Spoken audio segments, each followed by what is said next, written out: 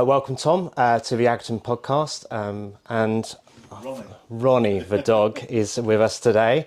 My name's Martyn Richards. I'm from Agriton. Tom, can you introduce yourself and who you are? I'm known as Farmer Tom. My name's Tom Morphew, and this is our little care farm where we do all sorts of weird and wonderful things. So I met Tom about 3 years ago. We were just having a bit of chat after before this, and when I first came here, you were in a bus. We were in a bus. The bus is still here.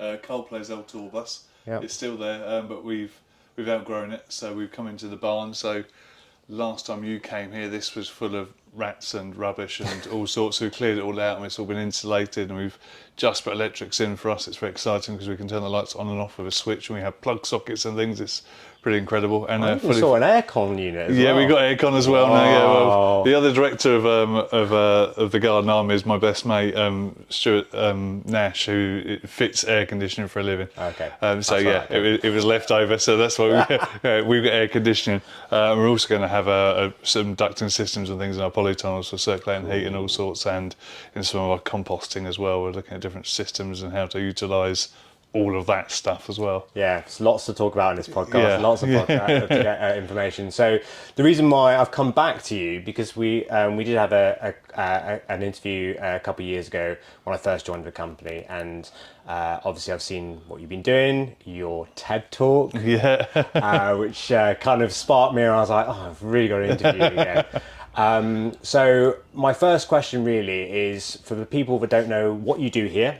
can you explain a little bit about your ethos and what you're trying to achieve here? So we are a care farm predominantly, so we grow people. So people are prescribed to us by local doctors. If they go to the local doctors and they're suffering stress, PTSD, anxiety, or just generally struggling with life, instead of being given happy pills, they're prescribed to come to this farm. I'm not a psychologist, and we don't ever pretend to be. I'm just a dopey farmer, and they arrive here, we give them tools, we show them how we kind of do things a little bit, and we let them get stuck in. We encourage them to make mistakes, even though I know how to do all the planting and growing and running the farm. I'd rather they figure that out themselves, because that's all part of them building their confidence and their resilience.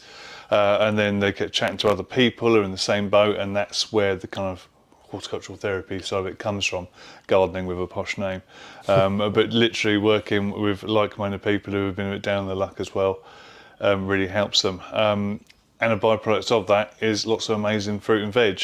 And much like the approach we have with the doctors and trying to get people away from chemicals and drugs, we have the same approach to our food. So we don't use any chemicals on the farm whatsoever. Diesel and petrol is the only thing we use.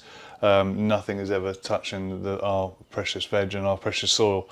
So we then use the farm as an educational place to teach people about that process and why soil is so important and why soil has the answers to a lot of our problems. And from that, we take food waste from venues and restaurants we work with, we turn it into compost. We put the compost onto a field, separate the field into plots, and rent those plots back to the same chefs, and we grow the fruit and veg for them and deliver it back to them, which is why I'm a bit tired, because that's where I've been this morning, delivering in central London to some of our chefs in amazing new places. We've taken another client, another 4 destinations we deliver to now as well.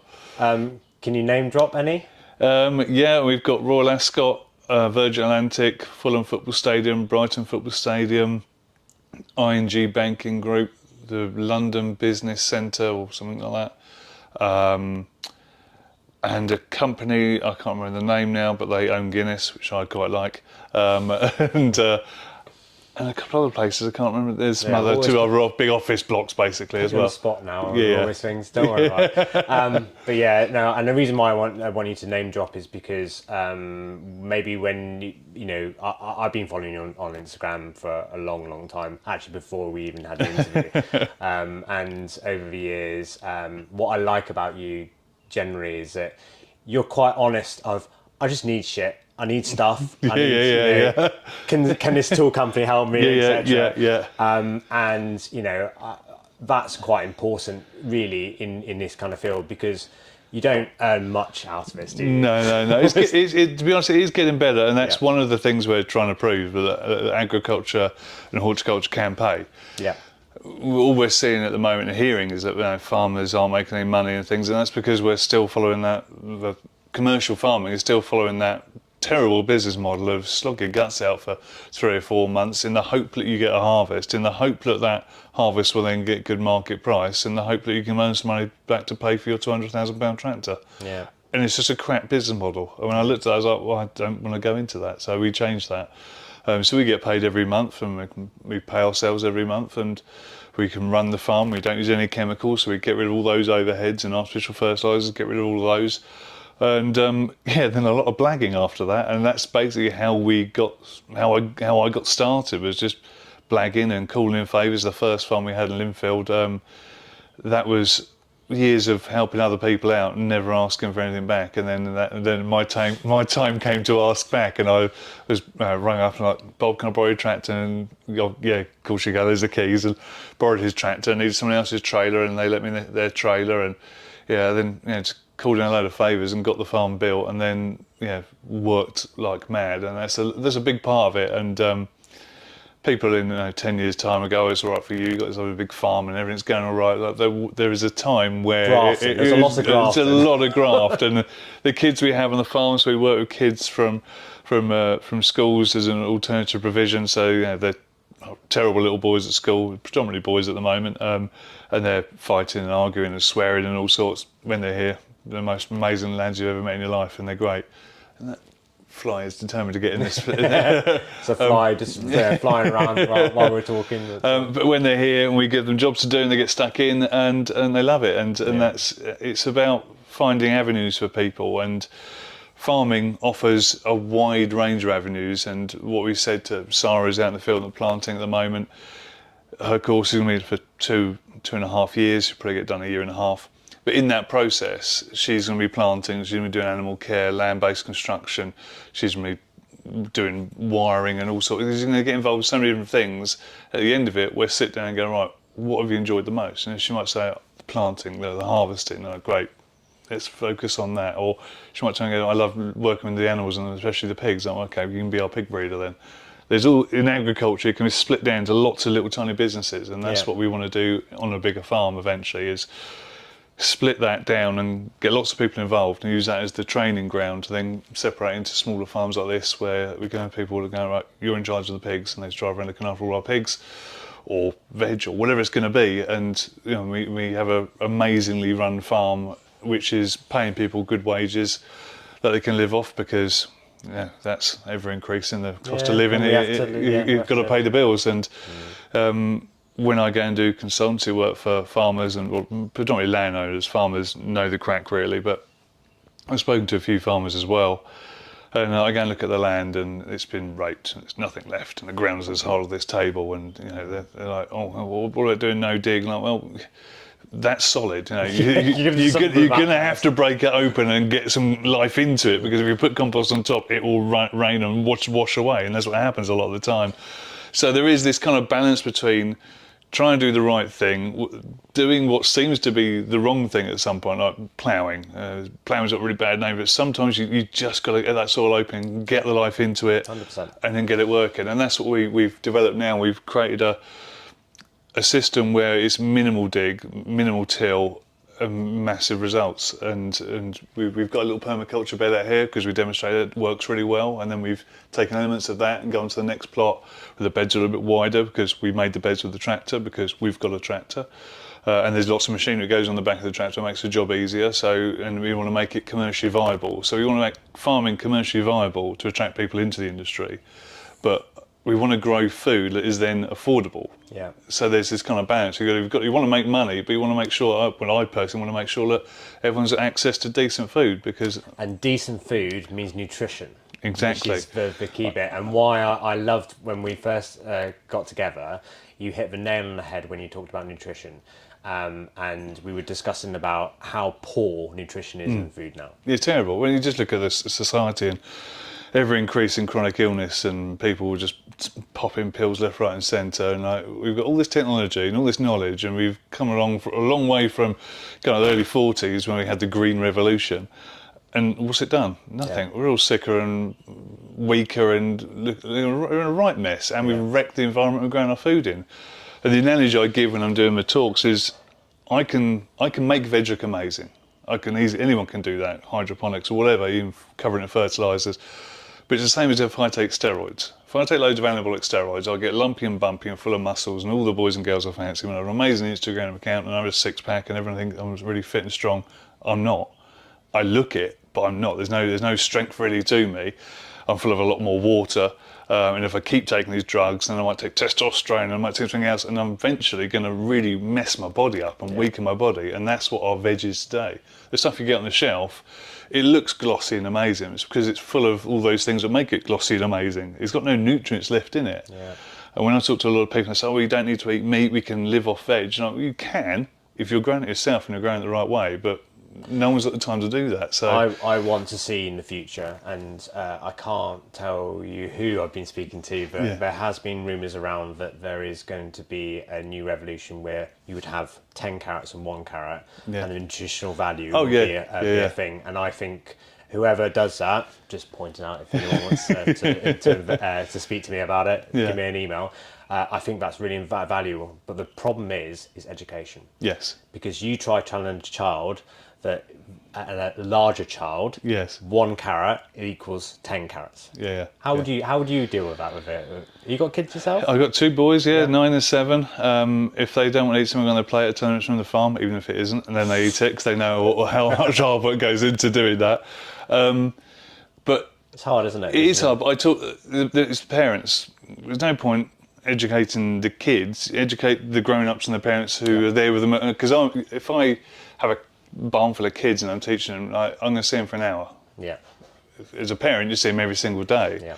So educate the parents and the teachers who will filter that and see them every day, and educate them around that, because it's not rocket science. And people come to this farm and I do this tour and they have their head blown and they can't mate, it's amazing what you're doing, I can't believe no one's done this. Like, no, people have been doing this for a long, long time. This is nothing I do here is new. This way of farming, using animals to help us turn the land with the pigs and the chickens and things, and natural fertilisation, it's not rocket science, and it was done for hundreds of years before I started it. I just looked at it, I slowed down, and that's what kind of working in nature teaches you, is if you slow down, you notice a lot more shit going on, and you sit there watching your compost, you think, oh, there's a lot of steam put, that's a lot of heat I'm wasting, so now we're going to have one of those systems inside the polytunnel, heat our polytunnel. It's just simple little things like that, and you walk through the woods, and there's this amazing woodland, and there's always people doing forest bathing and all sorts now, and you walk through the woodland, and it's like, no one has ever been in here with nitrogen fertiliser, and no one has ever gone through here ploughing and turning this, and it all grows, and you watch a tree come down, and then that tree is rotten, and around it there's lots of these new saplings because it's rotting back down the ground and creating better fertile soil, and it's opened up the canopy, and this natural progression of things happens, and I just basically replicate that in the way I grow my veg.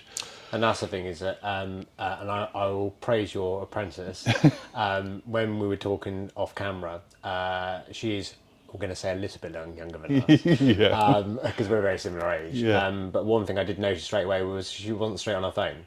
No. So you must have rubbed off a little bit on that. Yeah. But generally, people who come to the farm, anytime the phone comes out and they want to take a photo of something they've just done, that's about it, really. No, we got a couple of teenagers who come here. They've had some pretty horrible things happen in their life, and they're struggling, and they do sit there on the phone, because that's the safety blanket. They go to that, and that's when they can disappear from the world. It's the same as taking drugs or drink or whatever. You can escape for a bit, and the phone has become an escape. The phone is now a drug. That little glass screen it's the whole world of information. It's dating, it's chatting, it's banking. But keep watching this. But watch this. This is great. But this is the thing, and the moment you stop and look up, the people tend to forget that it's in their pocket, or they've left it on the table, or it's in a bag, or because there's so many things going on. And when this place is full of people and they're all chatting away, and they're, what are they chatting about? What are they doing? And we've got a couple of old ladies who can't do the bending, they just sit and watch and chat. And it's on a lovely sunny day, which is quite rare, but sometimes it is. It's not too bad. Not too bad. It's a pretty amazing place, and none of it is rocket science. People want to be together, people want to talk, people want to be immersed in nature, but we're also busy rushing around trying to pay mortgages and buy shiny things that we forget that actually what is important is, being around people, trying to keep yourself healthy and family. And I was a victim of that. I forgot that, and I gave myself a heart attack and stressed myself out and rushed around trying to think I need to earn more and more money to provide for my family. And my wife would turn around and said, well, how much money do we need? And when we worked out, it was half of what I was actually earning. We take away the holidays and nice things, like to put a roof over our head, feed our kids and make sure they got decent clothes and shoes. It was half the amount I was earning. I was like, okay, well, yeah. The most important thing was me being there. So, I mean, for your children as well. So, something I haven't spoken to about on this podcast is that before I joined Agriton, I did teacher training for a year. So I did Open University because I had to get a degree. Yeah. I did it part-time for 10 years. It was a real struggle. It cost me £30,000. Yeah. I did my PGCE in COVID times, which was very interesting. Yeah. And I quit. I quit 3/4 way through it. And that problem child at the back of the class was me. I remember being that child. I was. I was terrible. I apologise to all my teachers that had to deal with me. Weirdly, forest school was the thing that I, like, as soon as I was able to do forest school as a teacher and seeing that child just thrive, and I'm sure you see this yourself, it's amazing. It didn't take a lot. No. And we're about to start it up here. So my wife is a primary school teacher. She just handed a notice in after 17 years. Congratulations. I'll say that in a nice way. High five. And I've seen the deterioration. I mean, she's an incredible teacher as well, and she's an incredible woman. And she was working really hard, and her goal was to better these kids' lives. So the proper bare roots of teaching, to make their life better, to give them an amazing head start as they go into the world with. And over the years, that's got more and more eroded, and now I've got to try and get them through this, otherwise I'm going to get a bollocking because I haven't tick the boxes because my kids didn't make the grade. Not taking in consideration the background of most of these kids she's working with who've got problems in families and all sorts. It was like, you've got to get them to this level, otherwise we're all going to get told off and Ofsted are going to jump. And I'm like, why? Like, look at the world we're living in now. Yeah. What do you want to spit out the end? These kids who have been promised and promised and promised, get good grades, get GCSEs, get your good A levels, go to university, get a degree, come out and you have a great job and a great work life.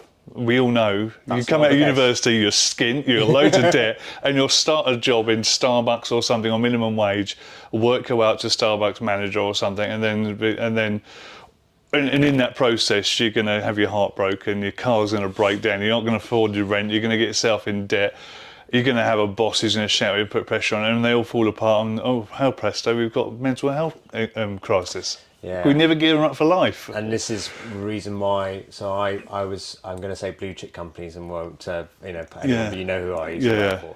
And I remember going into their offices and there was a screen room there. Yeah. They called it a quiet room, but it wasn't. It was a screen room. Yeah. And when I finally was able to do my teacher training and stuff like that, so I'm really honest with these in these podcasts. I suffer from mental health issues, and just because of society, I think it's more than anything else. It's not really anything that I've personally done, I feel. But one thing I noticed when I moved away from that corporate life was you always talk about work-life balance, but one thing that kind of resonated with me when I started this job was that getting my hands dirty had some science behind it, and actually I felt a lot something magical happens. There's a reason why Galas are pretty chirpy and happy people all the time. I mean, not with a rain that we have recently, but and I think this is the thing, is that we're so detached from nature and stuff.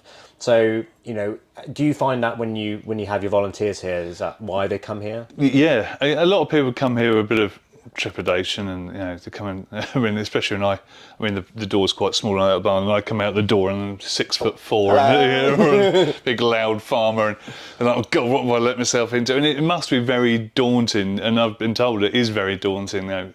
If you're stressed and got anxiety and things, then sometimes they'll go to a farm, and I'll go to this farm and meet Farmer Tom and hear help, and it's quite a brave move to then drive out to the middle of nowhere, come and find me in a barn and have a cup of tea and normally a bit of cake. But the point is, if they've got to that point, the first thing I say is congratulations, you've got here.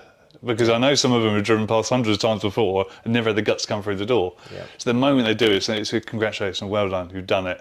And then they don't quite understand it, and then we sit and have a cup of tea, and then they realise that, oh fuck yeah, I made it here. And then that's the first step to fixing themselves.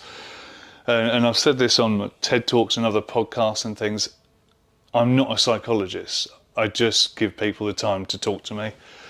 And then they go out there, and it's out there the magic happens. And all the other people who have come here, and we've got people who've been here for 3.5 years, but some have been here for 3 weeks, and you wouldn't be able to tell the difference. They're all laughing out, they're all getting on, and that's what makes the farm work. It's like they come here and go, I'm not the only one, and it's okay to make mistakes. And we take the piss out of them and things if they do, but it's building that resilience, because they've been so beaten down by whatever's going on in their life. They're like, the common things I always hear is, I'm no good at gardening, I'm probably going to kill everything. And I'm like, crack on, give it a go. So see if you can kill it. Nature's got a pretty good way of making things grow. Resilient. So, yes, I've got qualifications in horticulture, but I just put seeds in the ground. It's surprising what a seed and a bulb has everything it needs inside it. You just put it in the soil, leave it, it will probably grow. Good soil, though. Yeah, good soil. It's going to be good soil.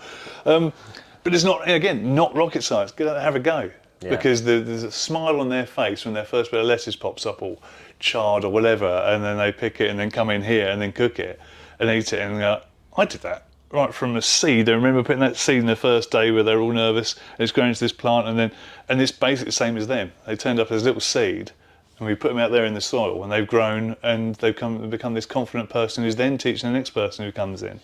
Yeah, I belong to a gentleman's talk group, and one question I have for you is, do you find that men don't talk very much even when they come here?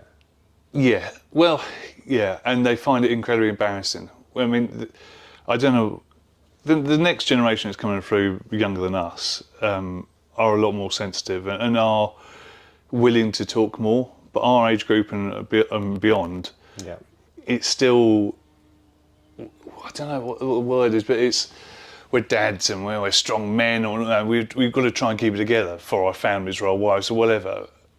But we're only human, and we do get broken sometimes. And everyone has a different approach to cracking that egg, if you like. So when I work with ex-military people, it's completely different from when I work with someone who's not ex-military, because ex-military people, it's all about bravado and taking the piss and terrible language and being sexist and things, because that's what they've come from. And we do that, and then it breaks it down a little bit, and then like, okay, well, yeah. And then we never really talk about the feelings. It goes round a lot, and then we kind of spiral in, and then okay, well, we're okay, and we're fine after that. But it's completely different to someone else. So yeah, when blokes come here, they're, I don't know what the word is, maybe ashamed. They're ashamed that they've got themselves in this mess, and then they feel like they're weak and everything else. And when I talk to them and they tell me their life story, and I'm like, Christ, man, I would have hit the bottle, or I would have been depressed if I'd been through what you've been through. And sometimes just saying that is like, oh, okay, because I'm big and tall and things, and I'm supposedly indestructible. You know, I've had dark days as well. I've had very dark days, and most people do if they're honest about it. Yeah, and I'm not trying to single out men. I just feel that it was a good point to kind of say that, you know, we the podcast is listened obviously through diversity, and we have lots of different people, but I've found recently that actually I've been able to open up now because I feel more confident that I can talk about these things. But it was just interesting to hear from your point of view. What's the split like? Is it? And now we're slightly more men. When I first started, it was all women.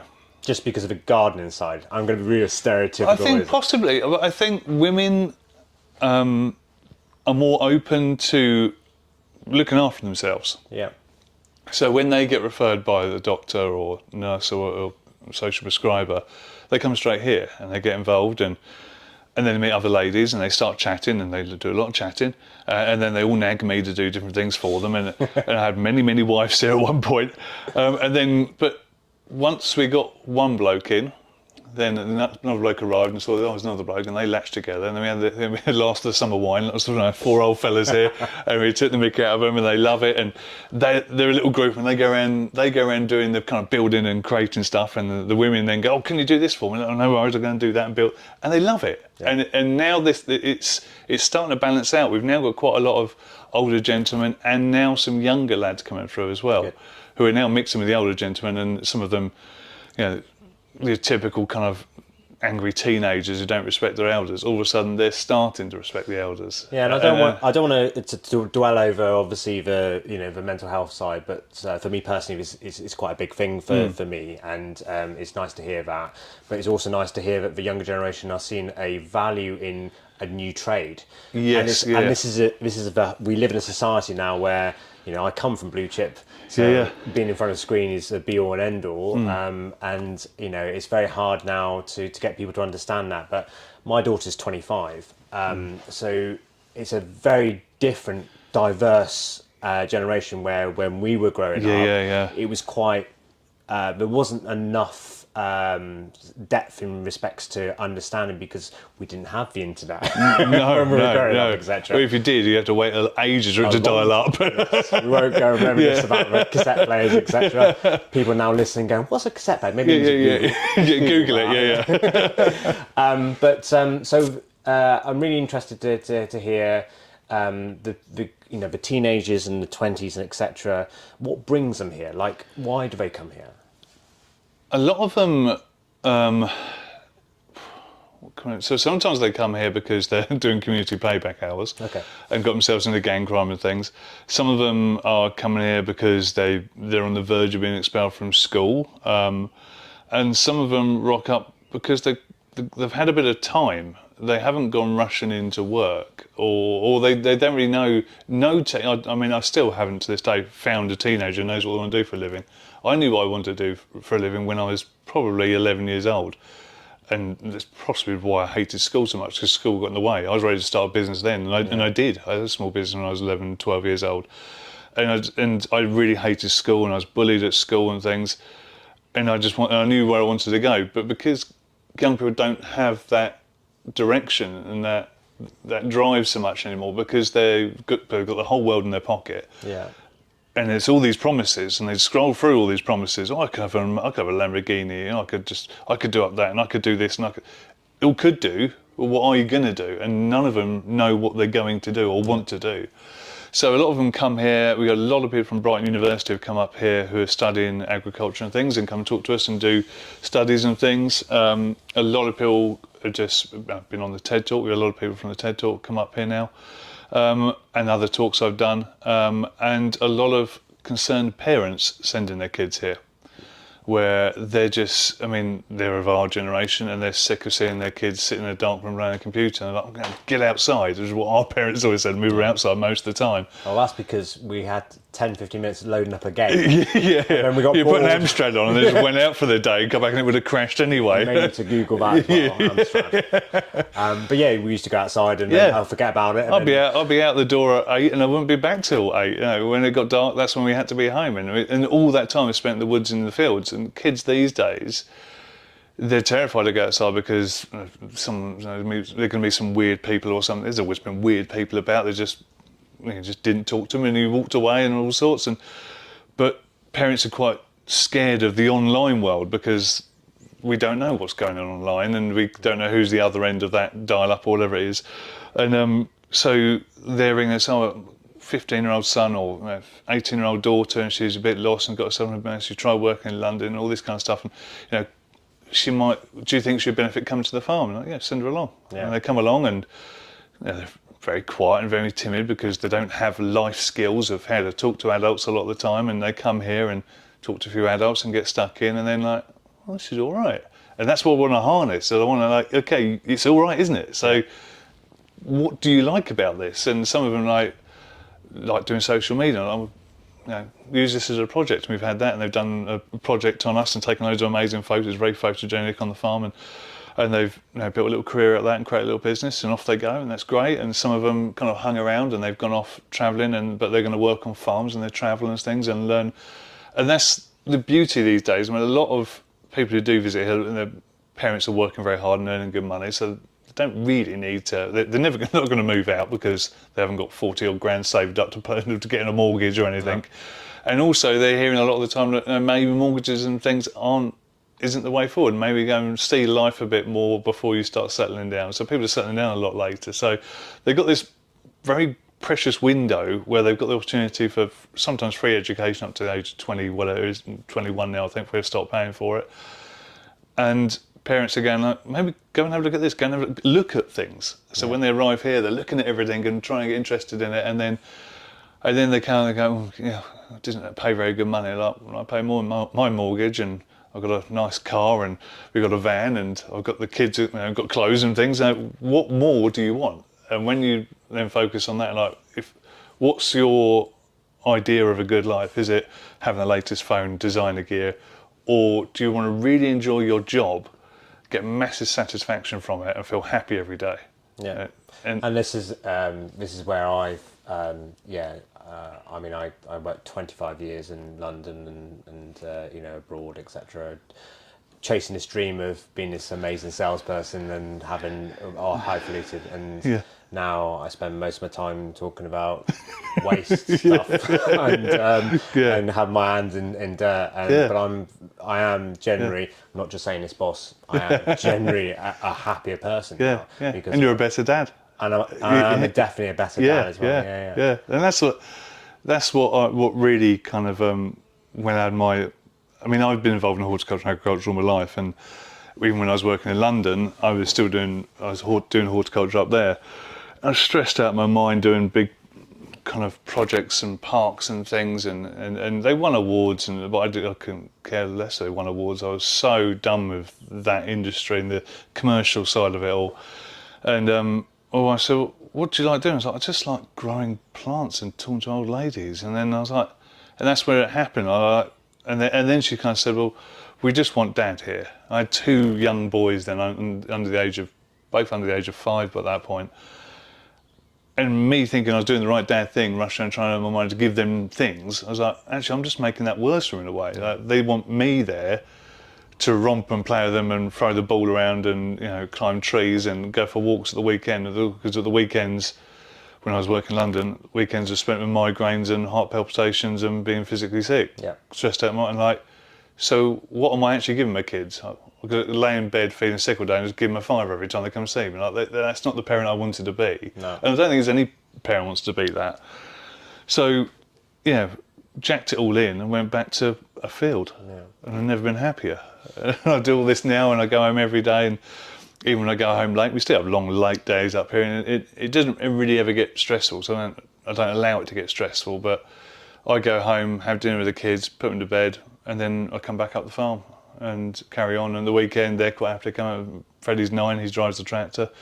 Stan's trying to figure out how to drive the digger. They take it all for granted. I have no idea how amazing that is for them, but they got this entire 10-acre back garden. They come and play, and they love planting. They love eating the stuff straight out of the ground, and that's what I wanted. And that's the dad I wanted to be, and the husband as well, because I was a miserable bastard before, and I was tired and knackered and full of migraines. I was no good to my wife either. So, getting back outside, slowing down, and also, I'm an entrepreneur, which I've now learned, and I'm dyslexic, so I know that's a secret power now, and it's not something I'm ashamed of anymore. And I know that having those two attributes has got me to where I am now, because I've had some pretty dodgy business partners before ripped me off and things, and they took the first farm and the business and things. And it was my mate Dave who said it to me. So for those who don't know, Dave was a ex-military policeman, a friend of mine, who first kind of woke me up to the effects of nature on people's mental health. So he suffered PTSD and he used to come to the farm all the time. And one week he was down the farm for the whole week, and I said, Dave, you've not got any work to do. And he was a landscape gardener by this point. He'd retired from the police force. And he said, well, I'm just having a bit of a wobble. And he told me about his PTSD and how he got it when he was being a military policeman at one point. I said, so what, just coming down here, sitting under the trees with me, having a cup of tea helps you? He's like, well, it's just being outside, just taking the mick out of my tea making abilities and things that really helped him. And we got chatting, and we said, well, let's see if we can help out a few more people. and we did help some other ex-military lads. I thought, well, this is we're onto something here, Dave. We could roll this out and help more people. And looked into the people who suffer with PTSD and the ambulance service and police, and was like, well, let's just open the door to everyone and see how many people we can help. Yeah. So we decided we were going to start that together. He was going to work on military lads and ladies and get them to me, and I was going to work with everyone else, and together we would help lots of people, and also I needed lots of people to help me manage the way I was farming. Unfortunately, Dave got a brain tumour and died. About 2 weeks, we were going to set up the company, and he gave me the news, and he just had a scan, turns out it was a massive brain tumour. But he told me when I was going through all this stuff for this investor, he said they can take the business, they can take all the employees and take all your tools, but they can't take you. Yeah, and that's the thing. Like, I now know you have a value. I have a value, and I am also bloody unstoppable. Yeah. If someone says to me, you can't do it, it's impossible, you'll never make money doing that, they'll watch me, because I've done it. It makes money now, and I've never earned more money than I earn now, to be honest, and I'm much happier. Yeah. And so I think there's people out there who have that ability, but there's few of them. Like I say, I'm being dyslexic, I look at things in a different way, and being an entrepreneur, I'm always looking at how I can make money from different things and make businesses out of these things. And then the bottom line of it all is, if I make more than I need, then it's just going to help other people, because it goes back in, we're a non-profit organisation, so it just goes back into helping more people. Yeah.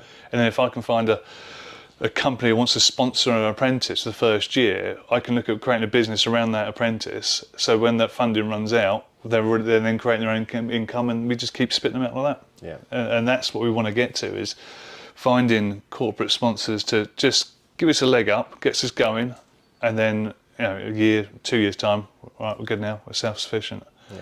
Because that's how this started. I used up every credit card and any bit of savings I had, got it started. The wife didn't quite know how much I put into it, but I put everything I had into it, a lot. I put to get it going.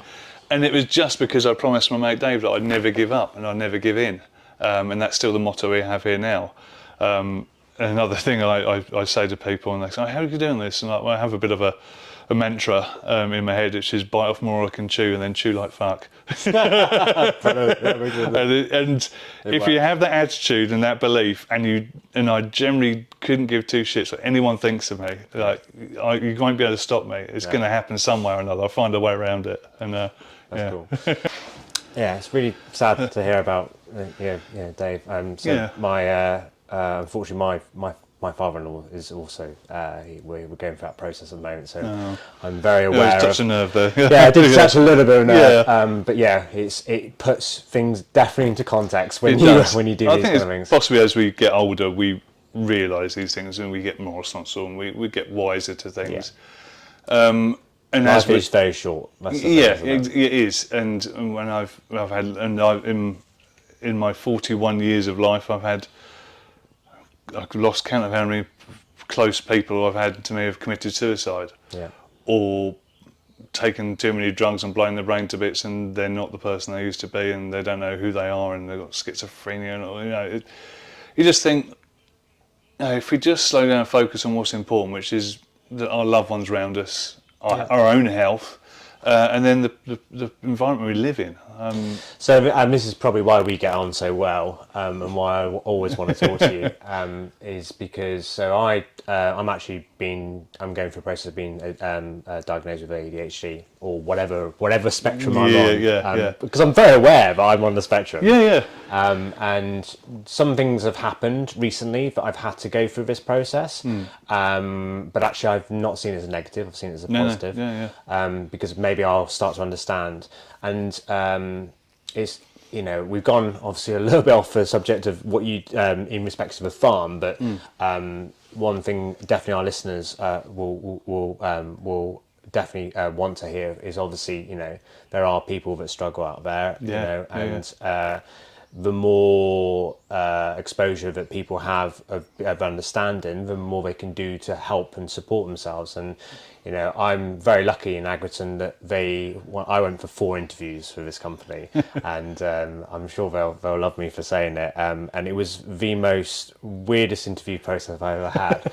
So I was employed because of me. for the first time in my life, I was employed because of me. Yeah, not because of qualifications, not because of what you knew. I definitely because had your no- attitude. Yeah. Yeah. Well, that's the same we have here. And that's what made me love what I do now.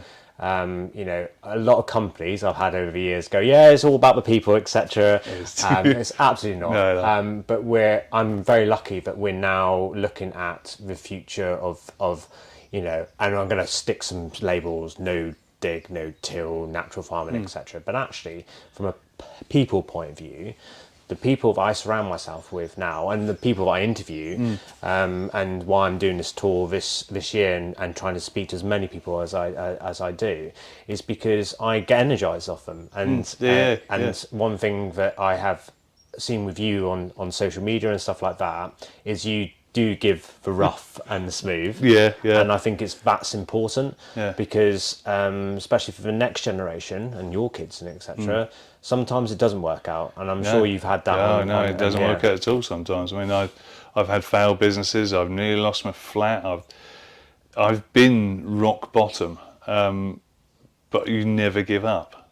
And life is too amazing and too precious, and the chances of us even being here are so remote. Like, you can't give up on it. How it would just be. You don't even know what's around the corner. No. At that darkest point in your life, where you think nothing's ever going to get any worse or better, it probably will get worse again in my experience. But it's yesterday, and people come here and they have some horrific stories, and some of them want to dwell on those stories, and I don't allow it.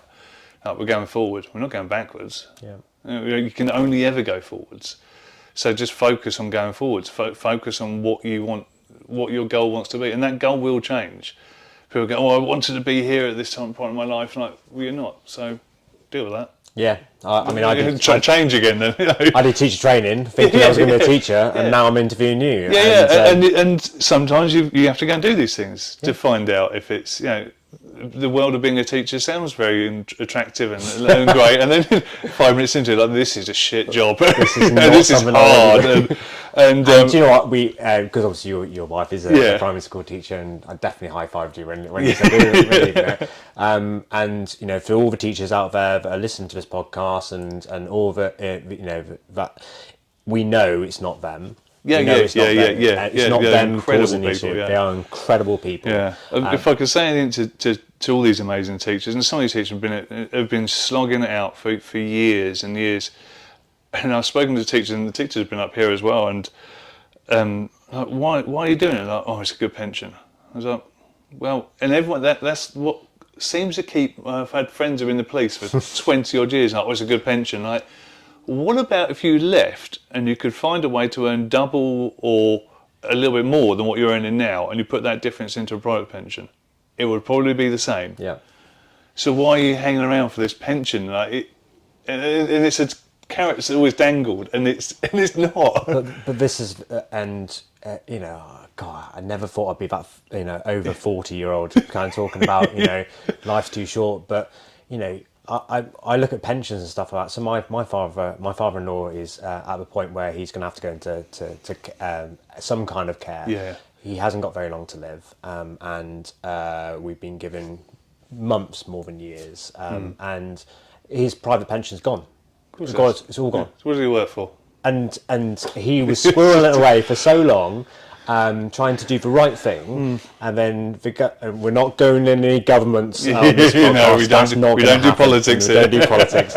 But it's massively made me think about, like, of course, I want to make sure that I'm providing, because that's, you know, I'm a father, that's what I want to do. But I also want to make sure that in the future I'm giving the next generation at least some tools to be able to do something. And for me, the only way that I see the future happening is going back to the old-fashioned ways of doing stuff. And not just going back to an old-fashioned way of farming, but an old-fashioned set of morals as well. Yeah. You know, I mean, I think I was chatting to a lady the other day, and no, it was a gentleman, and his mother-in-law is getting old, so she's moved in with them, and they're Indian. And that's just, it wasn't even thought about. That's what happens. Like, when they get old, they move in and they help look after the kids, and that helps keep young. And there was a study done on, I think in Japan or China, where that's the common practice. You go out and find your wife, you have kids. When mum and dad get old, you find a big enough house so you can all live together.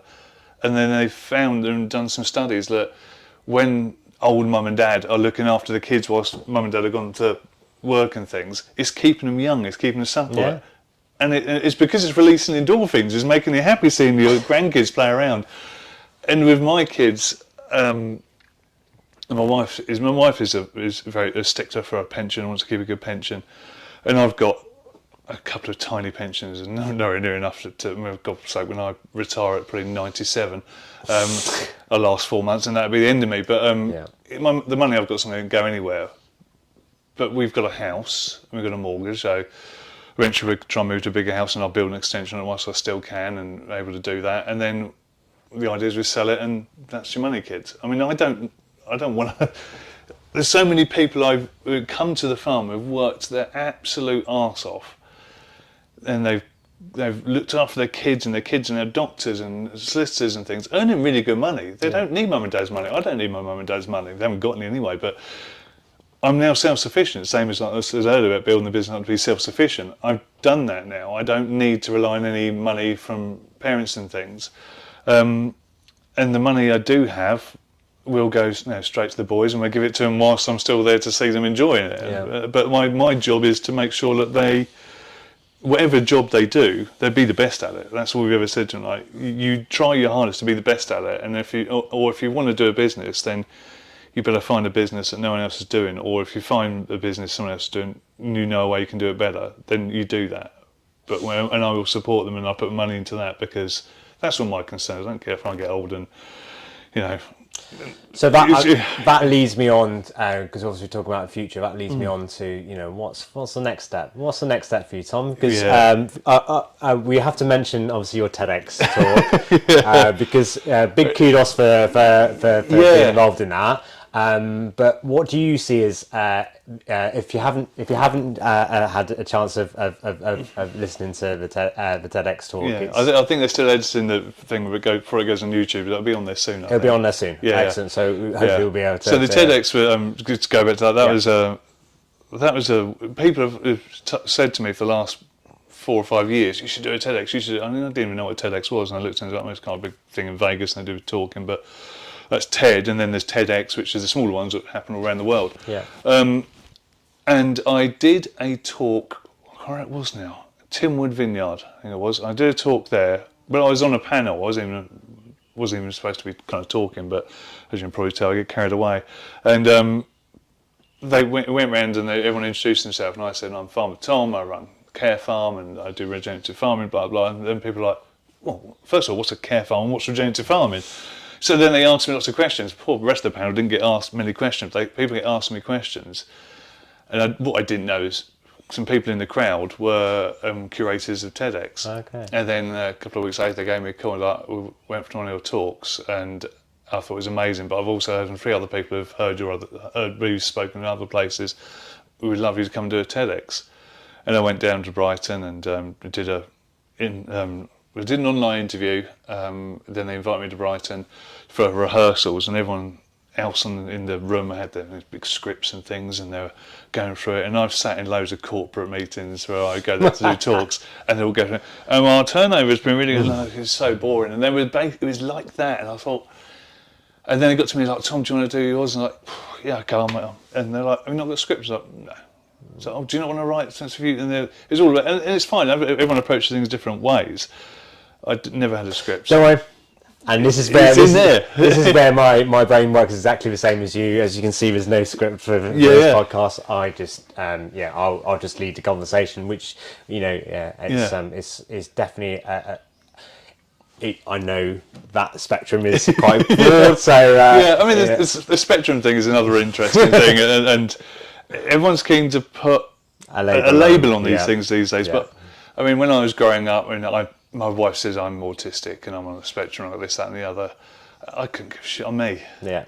And it takes, and what my mum always said to me, like, the world would be a boring place if we're all the same. Yeah. And you need to be different, and people want, and it's good to be different.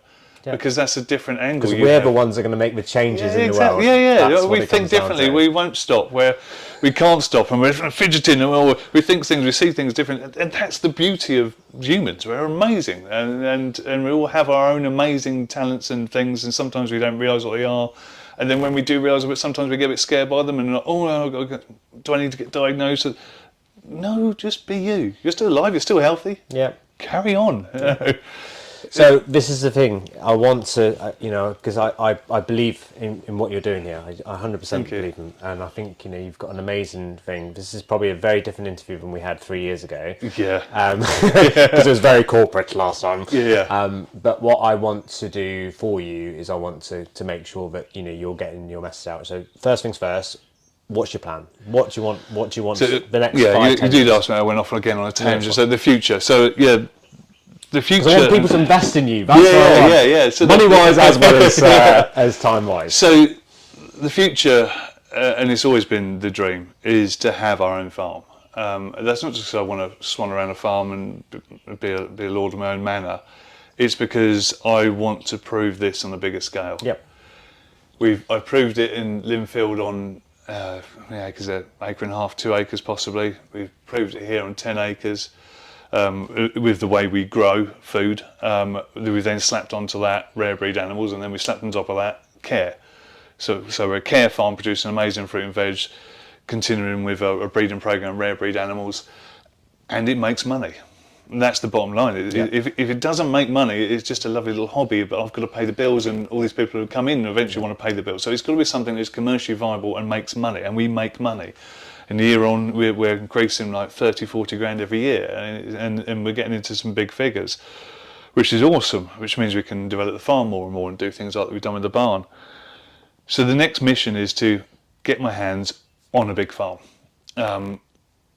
Ideally, in the ideal world, we'd love to buy it and where we own it and have the mortgage or whatever, but then you're talking £3 or £4 million, maybe even more. But if we can get our hands on a big farm with some outbuildings and things, we can ramp up the food waste recycling and produce some amazing food for our soil and things, and other leachades and things for making fertiliser in our own EM, and start culturing all that stuff. And that's all really exciting, and it's a project and a job and a business in itself. Yeah. We can increase our rare breed programs and get those rare breeds back into meat production and getting back to amazing chefs and things. We've got lots of avenues for bigger clients and things want to come on. So basically, getting to a bigger farm, doing it on a bigger scale, but then using that farm as the training farm. So people from all walks of life can come along, down on their luck, same as we see it every day here. But then we're able to maybe offer a qualification, like come work on the farm, stay with us for a year, we'll get you through an MVQ level 1 or 2, that's a stepping stone to something, and then we look at developing our own program possibly and getting that accredited and doing that. And then those people, once they're qualified and found what their niche in the farming and horticultural world is then go, right, we've got another little satellite farm on the edge of Brighton or the edge of Crawley or Gatwick, London, everywhere around the UK. Fancy going to Scotland and running a care farm up there. It's on the edge of Glasgow, and there's a load of people there really need the help. But also we've got a client up there with a stadium. They want us to provide food, and we've managed to secure a 5-acre plot. Can you go and run it? And we're here if you need us as backup. Also, closer farms to where the big farm is means that machinery and things we use on the big farm goes off and does jobs. It means I haven't got to buy a tractor for every plot. And the compost produced there goes off to all the other farms as well. And every little farm is then helping that community nearby. So on this farm, in the last 3.5 years, we've helped over 300 people. Every Friday, tomorrow's going to be a busy day. We'll have about 20 or 30 people here, and that's every single day. And some of those people, the numbers go up and down because people come along, feel better, go back to work, and we might not see them for a while. Sometimes they come back. But imagine that on a bigger farm where possibly we can have accommodation. So people who are homeless or out of work, who can't afford the bills, we can give them that respite and go, okay, you've got 6 months.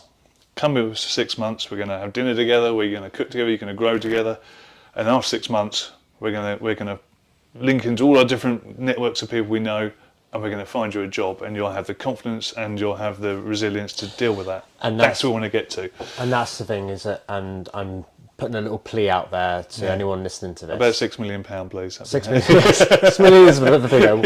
We'll take any donation. Yeah, £6 million. £6 to £6 million is fine. But I want to really kind of hit home. If this podcast has hit a chord, which it has with me, even recording it, then don't be a stranger. Have a chat with Tom, because you know I've never had an unwelcome from you. Like, you've always, every time I've spoken to you, you've always had that door open, and I thank you for that. Yeah, it's fine. The door is always open. It's open to everyone. And actually, the same comes to me. And the reason why I started doing these podcasts is that sometimes it's very hard to see. You see what you see on social media and stuff like that, and you don't have this kind of interaction. And that's why I keep my social media as honest and real it is, because I'm going to meet these people. And sometimes it's weird because I meet people and they know what I've been doing all week, and I have no idea who you are. And then I realise I'm in that other world as well, where people see this thing. And we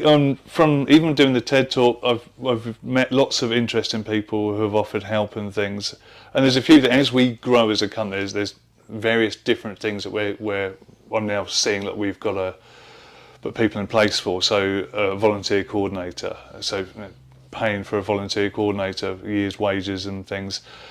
Someone who might want to, who could be amazing at doing websites. We've got 2 websites. I've never got the time to update them and keep them current and put a paying page on there as well, so people can buy our merchandise. I have no idea how to do that, but so there's people out there who can do that in 5 minutes and do a really good job at it. So again, another big plea out there. Come on, there's little small things that can happen. Yeah. And then PR marketing companies. If there's someone starting a company who's got or works in a big company who wants to do a project with us, and get us out there even more, because the more we're a non-profit organisation. We're only trying to do good for people. So if they can help us get the message out to more and more people, then hopefully it's more and more people we can help. Or even if I inspire someone to try and do the same thing, I'm not precious about the business model. And come talk to me and I'll help see if I can get you started and do the same thing somewhere else. Or maybe we look into franchising the Garden Army, and that's the model, because I don't want the model to be changed or someone to use the name and then it becomes something else and something bad. It has to have the same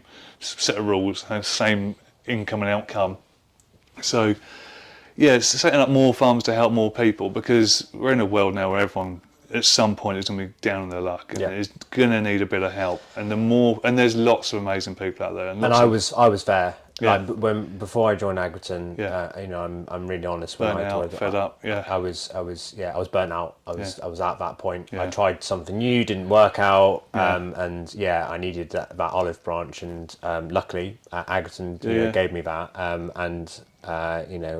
My wife has been the pillar. I know your wife. Yeah, well, that's why we got them, isn't it? That's why we ended up with them. They are. Yeah, 20 years have been married this year. She's put up with me for 20 years. Bless her.